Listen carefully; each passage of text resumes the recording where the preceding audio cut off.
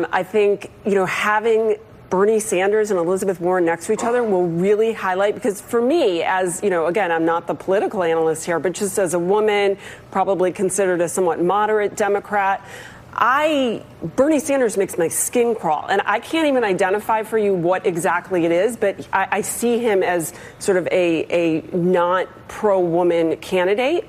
And so having the two of them there, I don't understand young women who support him. And I'm hoping that having him next to her will help highlight that, because those are the people that if I were her, I would want to say, well, why are you supporting him and not me if you're going to choose between the two of us? We'll leave it there. So that's what passes for political analysis on MSNBC right now, at least as far as Bernie Sanders is concerned. This is supposedly the left-wing media network within the United States. And here we have somebody who admits they're not a political analyst, they're a legal analyst, basically without evidence, going on pure personal opinion, and not even an opinion, but just a kind of statement of revulsion, arguing that Bernie Sanders is not a pro-woman candidate, and Bernie Sanders makes her skin crawl. And that's a direct quote. She says, "Bernie Sanders makes my skin crawl." She offers no evidence, there's no real challenge to her in that moment, and she just is allowed to get away with the fact that she's going to attack Bernie Sanders' credentials as a lifelong feminist, and doing so just with a personal opinion. That's what passes for news about Bernie Sanders. It's really shameful, I feel, because it's not doing any justice to the Democratic viewers of that network. And most of the people who watch that network are likely people who support the Democratic Party. And those people deserve to have real analysis. And look, I'm a Bernie Sanders supporter. He is the guy I would back any day of the week. I like Elizabeth Warren, but Bernie's the guy. He has to be the guy. It's been Bernie in 2016, and it's still Bernie in 2020. 100%. But for people who don't support Bernie, they need to have good arguments why they don't support him. And for people who are on the fence, they need real transparent information about who to support and why. Look, I won't tell somebody that they have to vote for Bernie Sanders. And I won't tell somebody that they're wrong for looking at Elizabeth Warren and saying, look, she's not Bernie, but she's good, and I think there's value in having a woman. I'm not a person that denies the importance of identity. I'm not. I'm not, a brocialist in that sense. I think it's a perfectly legitimate desire to vote for a woman or a person of color or a GLBTQ person. I really believe that. But make the point for that. Don't go after Bernie Sanders in this general kind of tone, which is that, oh, he makes me feel icky and I don't think he likes women. That's not enough. That's not enough. That is, I don't know if that meets the legal definition of slander, but it's a political form of slander because it's not made in good faith. Mimi Rocah here, she goes in and she says, well, I'm a woman and I'm something of a moderate and he just makes me feel icky and I can't explain why. And so what she means is, I don't have a reason to not like Bernie Sanders other than the fact he's probably going to fight for social and economic justice that'll tackle people like me, because I'm very likely somebody who is, if not wealthy, is kind of in that top 5%, and Bernie Sanders' policies, they're not really for them either. So that those people that are kind of on the precipice of the elite, they need a reason to attack Bernie. And they can't do it like the Republicans, because that looks bad. They can't attack Bernie because, he's fighting for poor people, and he's fighting for teachers, and he's fighting for unions, and he's fighting for the regular American. They can't do that. They can't look like they're doing that. So they have to make stuff up. They have to make stuff up like Bernie Sanders doesn't like women. And they have to do it in such a general tone that it doesn't even offer any evidence. It's unacceptable. This is an unacceptable piece of quote-unquote analysis. And from the network to not really challenge this in that moment, it's not really any journalism either.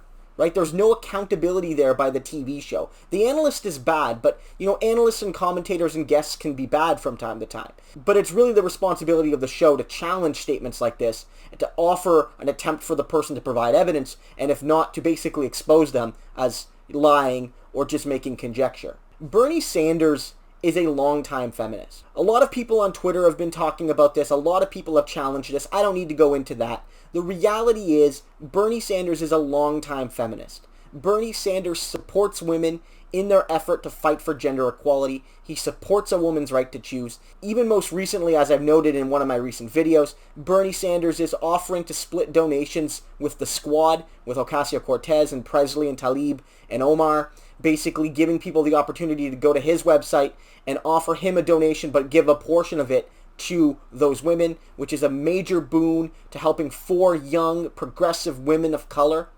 And I think that they're Bernie Sanders now today, and for many, many, many years, has been a consistent champion of women's rights. This is like the Bernie bro slur, but on a whole nother level. We know that Bernie does very well among women. We know Bernie does extremely well amongst young women. We know this. We know this clearly.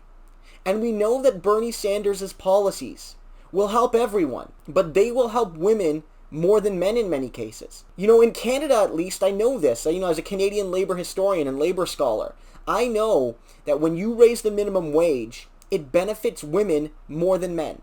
That kind of Bernie-style policy to help working class people, to help poor people, it usually benefits women, people like single mothers especially. When you fight for things that help improve education, all of these things, they benefit women.